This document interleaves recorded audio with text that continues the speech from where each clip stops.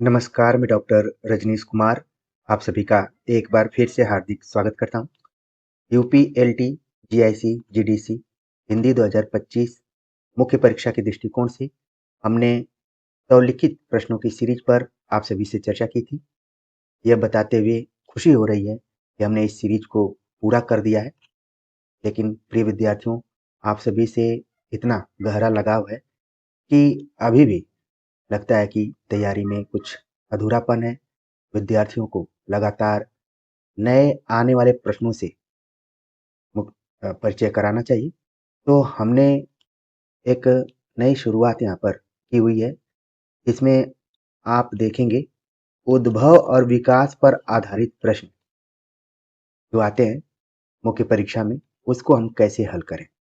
तो आज जिस प्रश्न को हमने लिया हुआ है वह है हिंदी गद्य साहित्य के उद्भव और विकास पर प्रकाश डालिए। इसी तरीके से हम कहानी को लेकर आएंगे, उपन्यास को लेकर आएंगे, नाटक को लेकर आएंगे, निबंध को लेकर आएंगे।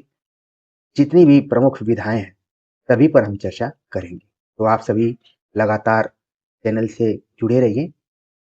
खासतौर से जिस प्रश्न पर हम चर्चा करने जा रहे हैं यह यूपीएलटी में एक बार पूछा जा चुका है और इस प्रश्न के अंदर जो सब टॉपिक है उनको भी आपको ध्यान से देखना है। हो सकता है कि वो सब टॉपिक ईएमआरएस या केबीएस एग्जाम के दृष्टिकोण से महत्वपूर्ण हो और वो एग्जाम में पूछी जाए। तो चलते हम सीधे प्रश्न के उत्तर पर बातचीत करते हैं। अगर ये प्रश्न आ जाता है तो आप इसकी शुरुआत कैसे करेंगे? आप बताएंगे आधुनिक काल यानी 19वीं सदी से पूर्व हिंदी भाषा में गद्य की रचनाएं बहुत अधिक नहीं थीं। उस समय ब्रज भाषा साहित्य की भाषा थी। लंबे समय तक साहित्यिक रचनाएं ब्रज भाषा में ही होती रहीं। भाव विचार की अभिव्यक्ति के लिए काव्य की रचना होती थी, लेकिन बोलचाल की भाषा गद्यात्मक थी। तो यहाँ पर आपको ध्यान रखना है कि हमने जो भी हिंदी साहित्य का इतिहास पढ़ा है आदिकाल से रीतिकाल तक, वो कालखंड कैसा था? पद्यात्मक था।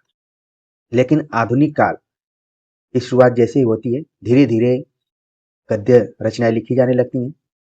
लेकिन आदिकाल से लेकर रीतिकाल तक जो पद्य साहित्य था वो काव्य की रचना या फिर भाव विचार की अभिव्यक्ति के लिए कवि प्रयोग किया करते थे, अपनी बातों को लिखते थे। लेकिन जो सामान्य जनता थी वो बोलचाल की भाषा गद्य के रूप में ही प्रयुक्त करती थी। तो ऐसा नहीं है कि जब पद्य लिखा जा रहा था तो गद्य एकदम से गायब था, बल्कि था लेकिन बोलचाल। तो आगे कैसे इसकी पृष्ठभूमि बनती है उसको हम भी देखेंगे। यहाँ पर आप बताएंगे कि ब्रज भाषा गद्य का प्रामाणिक रूप गोकुलनाथ की दो रचनाओं 84 वर्षों की वार्ता तथा 252 वर्षों की वार्ता में मिलता है। नाभादास की रचना अष्टयाम भी ब्रज भाषा गद्य में है। एक उदाहरण से बात को स्पष्ट करेंगे। श्री गुरु परमानंद तिनको दंडवत है कैसे परमानंद आनंद स्वरूप हैं, शरीर जिन्हीं के नित्य ते शरीर चैतन्य अरु आनंदमय होतु है। तो ये जो गद्य है ये ब्रज भाषा का गद्य है। मान लीजिए आप एग्जाम में लिखना चाहते हैं तो एक वाक्य लिखकर भी अपना उदाहरण दे सकते हैं। ठीक है, इसमें कुछ शब्द आप देखेंगे कि थोड़ा सा ब्रज को दिखा रहे हैं, हालांकि पूरा अगर लिख देते हैं तो ज्यादा बेहतर रहेगा। तो यहाँ पर आपने शुरू में क्या बताया कि आधुनिक काल के पूर्व हिंदी या खड़ी बोली गद्य का प्रचलन बहुत कम था। साहित्यिक भाषा के रूप में ब्रज भाषा थी। ब्रज भाषा का प्रयोग काव्य में किया जाता था, लेकिन बोलचाल में सामान्य गद्य का प्रयोग किया जा रहा था। यानी कि पहला जो रूप दिखाई देता है गद्य का वह ब्रज भाषा का गद्य है। इसकी प्रामाणिकता के लिए आपने दो ग्रंथों का नाम बताया और एक उदाहरण दिया। आगे आप बात करेंगे कि जो ब्रज भाषा की परंपरा रही आगे नहीं बढ़ पाई। खड़ी बोली जन साधारण के बोलचाल की भाषा थी। धीरे धीरे गद्य की रचनाएं इसमें होने लगी। 14वीं शताब्दी में आमिर खुसरो ने खड़ी बोली में पहेलियां और मुकरियां लिखी। खड़ी बोली का प्रामाणिक रूप अकबर के दरबारी कवि गंग की रचना चंद छंद वर्णन की महिमा में मिलता है। तो आप देख रहे हैं कि पहला जो गद्य रूप था वो ब्रज भाषा का गद्य रूप था, और जो दूसरा रूप है वो खड़ी बोली का रूप है। ठीक है। खड़ी बोली गद्य का जो पहला प्रामाणिक ग्रंथ मिलता है, वो अकबर के दरबारी कवि गंग थे। गंग के साथ एक घटना हुई थी। आप जानते हैं कि इनको हाथी से कुचलवा दिया गया था। इनकी रचना चंद छंद वर्णन की महिमा प्रामाणिक रूप से पहली गद्य रचना है खड़ी बोली। उसका एक उदाहरण यहाँ पर दिया गया। इतना सुन के पातशाह जी श्री अकबर शाही जी आध शेर सोना नरहर दास चारण को दिया, इनके 1.5 शेर सोना हो गया, रास वंचना पूरन भया, आम खास बरखास हुआ। इसी में आपने रामदास निरंजनी की जो पुस्तक है आप भाषा योग वासिष्ठ, उसको भी ध्यान में रखेंगे। ठीक। तो शुरुआत खड़ी बोली गद्य की कहां से हो रही है? चंद छंद वर्णन की महिमा से। आगे आप बताएंगे कि हिंदी गद्य का विकास धीरे धीरे कैसे होना शुरू हुआ। ईसाई मिशनरियों का काफी इसमें योगदान रहा। 19वीं सदी में इन प्रचारकों ने ईसाई धर्म का प्रचार करने के लिए हिंदी गद्य में कई पुस्तकें तैयार की। इस प्रकार उन्होंने हिंदी गद्य के विकास में योगदान दिया। इसी समय नवीन आविष्कार भी हुए। नवीन आविष्कारों के फलस्वरूप हिंदी गद्य पर क्या प्रभाव पड़ा? आप बताएंगे कि मुद्रण, तार और रेल ने जनजीवन में बड़ा परिवर्तन ला दिया। हिंदी सहित विभिन्न भाषाओं में पत्र पत्रिकाओं और पुस्तकों का प्रकाशन संभव बनाया। इसी कारण गद्य लेखन का तेजी से विस्तार हुआ। शिक्षा का विस्तार, शिक्षा के विस्तार से हिंदी गद्य कैसे विकसित हुआ उसको भी बताएंगे आप। 1800 में स्थापित फोर्ट विलियम कॉलेज के संचालकों की नीति हिंदी के बहुत अनुकूल नहीं थी। जैसे ही हमने यहाँ पर 1800 ईस्वी लिखा, फोर्ट विलियम कॉलेज की बात की, तो कहाँ पर स्थापित हुआ था, इसका उद्देश्य क्या था, इसके प्रिंसिपल कौन थे, ये सारी बातें आपको ऑब्जेक्टिव पैटर्न पर प्रश्नों के लिए आपके दिमाग में आ रही होंगी। बिल्कुल। फोर्ट विलियम कॉलेज के संचालकों की नीति हिंदी के बहुत अनुकूल नहीं थी। उनका झुकाव ज्यादातर किधर था? उर्दू की तरफ था। फिर भी 1823 में आगरा कॉलेज की स्थापना हुई। उसमें हिंदी शिक्षा की व्यवस्था की गई। 1817 में कलकत्ता स्कूल बुक सोसाइटी और 1833 में आगरा बुक सोसाइटी की स्थापना हुई। इन संस्थाओं ने अच्छे अच्छे पाठ्य ग्रंथ तैयार करवाए। इस तरह शिक्षा के विस्तार ने भी हिंदी गद्य को विकसित करने में मदद की। तो शिक्षा के विस्तार के कारण भी हिंदी गद्य का विकास हुआ है। आगे आप बताएंगे कि फोर्ट विलियम कॉलेज में कई मुंशियों ने काम किया। भाषा मुंशियों में श्री लल्लू लाल जी और सदल मिश्र ने हिंदी में गद्य पुस्तकें लिखी। लल्लू लाल की जो रचना थी आप बता देंगे प्रेम सागर, और सदल मिश्र की जो रचना थी नासिकेतोपाख्यान। ठीक है, नए भी लिखेंगे तो भी काम चल जाएगा। एग्जामिनर के दिमाग में सारी चीजें आ जाएंगी कि विद्यार्थी को अच्छी जानकारी। लल्लू लाल और सदल मिश्र के अलावा सदा सुखलाल ने भागवत की कथा सुख सागर नाम से भाषांतर किया, यानी रूपांतरण किया। साथ में इंसा अल्लाह खान ने रानी केतकी की कहानी लिखा और उसमें उन्होंने अरबी फारसी के शब्दों को हटाकर शुद्ध हिंदी लिखने की कोशिश की। हिंदी गद्य के आरंभिक विकास में इन चारों लेखकों का महत्वपूर्ण योगदान है। प्रिय विद्यार्थियों, हो सकता है कि ये इमारत के अति लोकप्रिय प्रश्नों में आ जाए कि फोर्ट विलियम कॉलेज और उसमें काम करने वाले लोगों का हिंदी गद्य के विकास में क्या योगदान रहा है उसके बारे में लिखिए। या फिर आ जाए कि शुरुआती दौर में हिंदी गद्य के विकास में शिक्षा का क्या योगदान रहा, या फिर नवीन आविष्कार हुए तो उसका क्या प्रभाव पड़ा, ईसाई मिशनरियों का क्या योगदान रहा। यहाँ जो एक एक पॉइंट है अति लघुत्तरीय प्रश्नों के दृष्टिकोण से महत्वपूर्ण है। या फिर पूछा जा सकता है कि हिंदी गद्य विकसित होने से पूर्व उसकी क्या पृष्ठभूमि रही, तो आप ब्रज भाषा और खड़ी बोली दोनों को ध्यान में रखेंगे, दोनों को अलग अलग भी अपने दिमाग में रखेंगे तो बेहतर तैयारी हो जाएगी। इसी तरीके से फोल्डर वाइज अपने दिमाग में आप सभी को बातों को रखना है, और धीरे धीरे आप देखेंगे एग्जाम तक आपके पास इतना मटेरियल हो जाएगा कि आप प्रश्न को देखते ही सटीक उत्तर देना शुरू कर देंगे। आगे आप बताएंगे कि हिंदी गद्य के विकास में समाज सुधार आंदोलनों का भी काफी रोल रहा। 19वीं सदी में कई समाज सुधार आंदोलनों की शुरुआत हुई। समाज सुधारकों ने जनता की भाषा में अपने मत का प्रचार किया। राजा राम मोहन राय ने ब्रह्म समाज व स्वामी दयानंद सरस्वती ने आर्य समाज की स्थापना की और अपनी पुस्तक सत्यार्थ प्रकाश की रचना हिंदी में की। श्रद्धाराम फुलौरी तथा नवीन चंद्र राय ने भी समाज सुधार के लिए हिंदी गद्य का ही सहारा लिया। पंजाब में हिंदी प्रचार के लिए इन्होंने पत्र निकाला और गद्य में रचनाएं भी की। अगर आप सभी ने आचार्य रामचंद्र शुक्ल इस सीरीज को देखा होगा तो उस समय भी हमने हिंदी गद्य के विकास में किसका किसका योगदान रहा है पूरा विस्तार से बताया हुआ था। क्योंकि आप सभी मेंस की तैयारी कर रहे हैं और इतना मटेरियल आपके पास हो गया है कि आप चाहते हैं कि एक जगह सीरियल वाइज चीजें मिलें, तो हमारे दिमाग में आया कि क्यों न एक बार हिंदी गद्य के उद्भव और विकास पर चर्चा की जाए और विद्यार्थियों को कहानी के रूप में उनको बताया जाए। तो समाज सुधार आंदोलनों के माध्यम से खासतौर से ब्रह्म समाज और आर्य समाज की स्थापना हुई और आर्य समाज के माध्यम से अ, जो दयानंद सरस्वती थे उन्होंने सत्यार्थ प्रकाश पत्र निकाला और हिंदी में निकाला। ये बहुत बड़ी बात रही और धीरे धीरे जो हिंदी है हिंदी पट्टी से बाहर निकलते हुए पंजाब तक भी फैल गई। पत्र पत्रिकाओं का प्रकाशन, हिंदी गद्य के विकास में पत्र पत्रिकाओं के प्रकाशन का भी महत्वपूर्ण रोल रहा है। मुद्रण की सुविधा से, यानी मुद्रण मतलब प्रकाशन, प्रकाशन की सुविधा से पत्र पत्रिकाओं का प्रकाशन सरल हो गया। यानी जब प्रिंटिंग प्रेस का आविष्कार हुआ और धीरे धीरे पहले जो चीजें मौखिक हुआ करती थी अब वो लिखित रूप में लिखी जाने लगी, तो गद्य की आवश्यकता पड़ी और लोग उसमें लिखना शुरू किए। 30 मई 1826 में पंडित जुगल किशोर शुक्ल ने कलकत्ता से हिंदी में उदंत मार्तंड पत्र का प्रकाशन आरंभ किया। यह हिंदी का पहला समाचार पत्र था। बाद में भारतेंदु ने कवि वचन सुधा, हरिश्चंद्र मैगजीन तथा बाला बोधिनी नामक पत्रिकाओं का संपादन किया। और केवल भारतेंदु ने संपादन नहीं किया बल्कि इनके साथ जितने लोग थे सभी ने कोई न कोई पत्रिका संपादित करने का प्रयास किया। 19वीं सदी के उत्तरार्ध में तो पत्र पत्रिकाओं की संख्या काफी बढ़ गई। पत्र पत्रिकाओं ने हिंदी गद्य को विकसित और परिमार्जित करने में महत्वपूर्ण भूमिका निभाई है।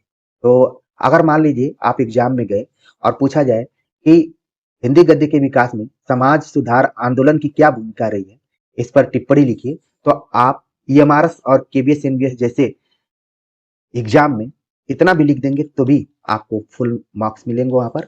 या फिर पूछा जाए कि पत्र पत्रिकाओं का हिंदी गद्य के विकास में क्या योगदान रहा, तो इतना भी आप लिख देंगे तो आपको अच्छा नंबर मिलेगा। हमने शुरू में ही कहा कि एक एक पॉइंट अति लघुत्तरीय प्रश्नों के लिए महत्वपूर्ण है, खासतौर से एमआरएस एनवीएस केवीएस के लिए। बाकी यूपी एलटी जीआईसी जीडीसी के लिए जो 250 शब्दों में लिखने का आता है प्रश्न, उसके दृष्टिकोण से महत्वपूर्ण है। तो पत्र पत्रिकाओं का प्रकाशन आप समझ गए होंगे, उसके आधार पर हिंदी गद्य का विकास कैसे हुआ। आगे आप बताएंगे कि अंग्रेजों की भाषा नीति, जैसा कि आप जानते हैं कि अंग्रेज बिना किसी नीति के कोई काम नहीं करते थे। हर काम के पीछे उनकी नीति होती थी, पॉलिसी होती थी, चाहे वो उनकी राजनीति के दृष्टिकोण से देखें, फूट डालो राज करो, और अगर भाषा नीति के दृष्टिकोण से देखें तो यहाँ पर भी उन्होंने फूट डालो और राज करो की नीति को अपनाया। उनका हमेशा झुकाव उर्दू की तरफ था। बीच में उन्होंने एक इश्तिहार के माध्यम से हिंदी को भी लाने का प्रयास किया, लेकिन विरोध के कारण फिर उन्होंने उसे निरस्त कर दिया। यही वो घटना है जो अंग्रेजों की भाषा नीति को संकेतित करती है। आप लिखेंगे 1836 के इश्तिहारनामे के निरस्तीकरण के बाद 19वीं सदी के पूर्वार्ध तक हिंदी के विकास में सरकार की ओर से कोई मदद नहीं मिली। न तो इसे शिक्षा का माध्यम बनाया गया, न अदालतों का, और न सरकारी कामकाज का ही। ऐसे समय में भी कुछ लोगों ने हिंदी के विकास में महत्वपूर्ण भूमिका अदा की। इनमें राजा शिव प्रसाद सितारे हिंद और राजा लक्ष्मण सिंह का नाम विशेष रूप से उल्लेखनीय है।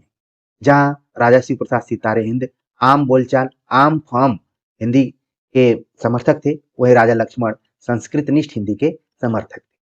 साथ में एक व्यक्ति का नाम आपको और ध्यान में रखना है, वो है मदन मोहन मालवीय। ठीक है, मदन मोहन मालवीय ने 60,000 सिग्नेचर के माध्यम से अदालत में लिपि देवनागरी लिपि को मान्यता दिलाने के लिए काफी काम किया हुआ था। ठीक, इन सबके अलावा भारतेंदु मंडल के लेखकों का योगदान अतुलनीय रहा है। आप लिखेंगे कि मंडल के लेखकों का हिंदी गद्य के विकास में महत्वपूर्ण योगदान है। नाटक, निबंध, उपन्यास आदि विधाओं का प्रारंभ इस युग में हुआ, जिससे हिंदी गद्य के विकास को बल मिला। ठीक है, इतना आप लिख देंगे तो भी आपका कंटेंट जो है अच्छा माना जाएगा। भारतेंदु मंडल का मतलब है कि इसमें कई लोगों का नाम आ जाएगा और एग्जामिनर को भी लगेगा कि विद्यार्थी को कम से कम भारतेंदु मंडल के बारे में तो जानकारी है। आगे आप लिखेंगे सरस्वती पत्रिका का योगदान। हिंदी गद्य के विकास में सरस्वती पत्रिका का योगदान बहुत रहा है। जैसा कि आप जानते हैं, हर बार से यहाँ से सवाल भी पूछा जाता है, लिखित एग्जाम में भी सवाल पूछे जाने की संभावना बहुत है। आप बताएंगे कि सन 1903 से इसके संपादक आचार्य महावीर प्रसाद द्विवेदी बनाए गए। सरस्वती ने उस समय की राष्ट्रीय आकांक्षा को वाणी दी। सरस्वती पत्रिका का संपादन उस समय हुआ जब स्वाधीनता आंदोलन एक तरीके से कहें अपने काफी अच्छी स्थिति में था और देश को आजाद कराने के लिए जहाँ राजनीतिक सामाजिक रूप से आंदोलन चल रहे थे, वहीं साहित्यिक रूप से भी तमाम लोगों ने कविताएं लिखकर स्वतंत्रता संग्राम सेनानियों को मोटिवेट करने का प्रयास किया, उनको ऊर्जा देने का प्रयास किया। तो राष्ट्रीय आकांक्षा को वाणी दी सरस्वती। इसने हिंदी गद्य को परिनिश्चित रूप दिया। वह हिंदी गद्य और पद्य की भाषा के द्वंद्व को समाप्त किया। पद्य के लिए भी खड़ी बोली को सुनिश्चित किया और ये सब काम कौन किया? महावीर प्रसाद द्विवेदी। सरस्वती पत्रिका के बाद आप देखेंगे कि प्रेमचंद और उनके बाद के लेखकों का भी योगदान रहा है। प्रेमचंद का नाम इसमें इसलिए जोड़ा गया है कि प्रेमचंद ने न सिर्फ कहानी लिखा बल्कि उपन्यास, यहाँ तक कि निबंध। प्रेमचंद ने पत्र पत्रिकाओं का संपादन भी किया और हिंदी, जैसे हम हिंदी की बात कर रहे हैं, उन्होंने हिंदुस्तानी भाषा का समर्थन किया। एक तरीके से ऐसी हिंदी जो हिंदी खड़ी बोली और उर्दू मिश्रित हो, जो कि आम बोलचाल के लिए ज्यादा हो। लेकिन आप वहीं देखेंगे कि जो छायावादी कवि रहे, खासतौर से जयशंकर प्रसाद या फिर निराला, पंत, महादेवी, छायावादी कवियों ने भी हिंदी गद्य कविता तो उन्होंने लिखी, लेकिन उसकी जो भाषा शैली रही वो गद्य के विकास के नजदीक ही रही। ठीक है, तो प्रेमचंद और उनके बाद के लेखकों का क्या योगदान रहा? आप लिखेंगे इस युग में काव्य, कहानी, उपन्यास और यह युग काव्य, कहानी, उपन्यास और नाटक का चरमोत्कर्ष था। प्रेमचंद और जयशंकर प्रसाद ने अर्थवादी साहित्य रचा। आज विभिन्न विमर्शों के माध्यम से गद्य का विकास हो रहा है। मतलब कि आपने आजादी के बाद की भी बात कह दी, क्योंकि अब गद्य केवल गद्य नहीं है बल्कि आपने प्रयोजन मूलक हिंदी इत्यादि पढ़ा, तो उसमें भी किस तरीके से हिंदी का विकास हो रहा है हमने बहुत ही विस्तार से आप सभी से चर्चा की है। उम्मीद है कि अगर आप लगातार इस चैनल से जुड़े होंगे तो उन बातों को अपने दिमाग में रखे होंगे, आप तुरंत उसको जोड़ लेंगे। और अगर नहीं ठीक से जुड़े होंगे तो बार बार यही पूछेंगे कि सर आपकी 51 से लेकर 54 तक की वीडियो नहीं मिल रही है, आप बताइए। लगभग 100 से अधिक विद्यार्थियों ने कमेंट किया होगा कि 51 से 54 तक, और मैं कहता हूँ कि जो भी विद्यार्थी 51 से 54 तक की वीडियो को खोज लेंगे, मान लीजिए कि वो अपनी तैयारी सही दिशा में कर रहे हैं। थोड़ा सा तो दाएं बाएं आप लोग देखा कीजिए, ठीक है, तुरंत आप लोग घबरा जाते हैं। प्रिय विद्यार्थियों, आप संजू सैमसन की तरह अपने नर्व्स पर कंट्रोल रखिए, महेंद्र सिंह धोनी की तरह अपनी जो तंत्रिका तंत्र है उसको कंट्रोल रखिए। आप घबराएंगे तो फिर लिखेंगे कैसे? सारी चीजें ओपन तरीके से आपके इस प्लेटफॉर्म पर रखी गई हैं। सारी चीजें हैं, हम यहाँ पर कोई छिपाने वाला काम ही नहीं करते हैं, क्योंकि हमारे पास न कोई ऐप है न कोई पीडीएफ। ठीक है, अंत में आप निष्कर्ष पर पहुंचेंगे कि कुल मिलाकर कहा जा सकता है कि हिंदी गद्य का विकास मुख्य रूप से 19वीं सदी में फोर्ट विलियम कॉलेज, ईसाई मिशनरियों और भारतेंदु हरिश्चंद्र के प्रयासों से हुआ। इससे पूर्व 10वीं 14वीं शताब्दी में ब्रज व राजस्थानी गद्य था, लेकिन खड़ी बोली का विकास भारतेंदु, द्विवेदी और प्रेमचंद युग में तेजी से हुआ, जिसमें नाटक, उपन्यास, कहानी, निबंध और अन्य गद्य विधाएं रची गई। तो इस तरीके से आपने पूरा एक समराइजेशन कर दिया, उसका संक्षेप में बता दिया। ठीक है, तो उम्मीद है कि हिंदी गद्य के उद्भव और विकास से रिलेटेड प्रश्न आएगा तो आप आराम से निश्चिंत होकर अपना उत्तर लिखेंगे, समय प्रबंधन का ध्यान रखते हुए। तो हमारी कोशिश क्या थी कि हिंदी गद्य साहित्य के उद्भव और विकास को लेकर जो स्टोरी नुमा घटनाएं थी वो आपके दिमाग में बैठ जाएं कि इसकी शुरुआत आधुनिक काल से होती है। उसके पूर्व दो रूप थे, ब्रज और खड़ी बोली के। ब्रज परंपरा का विकास नहीं हो पाया, फिर खड़ी बोली गद्य लेखन को आगे बढ़ाना शुरू कर दी। फिर धीरे धीरे कई संस्थाएं इसमें आईं और उस समय की जो सरकार थी उसकी नीतियां भी इसके विकास में अपना योगदान करने की कोशिश की। शिक्षा और फिर पत्र पत्रिकाओं का, समाज सुधार आंदोलन का, फिर साहित्यकारों ने काफी अहम भूमिका निभाई।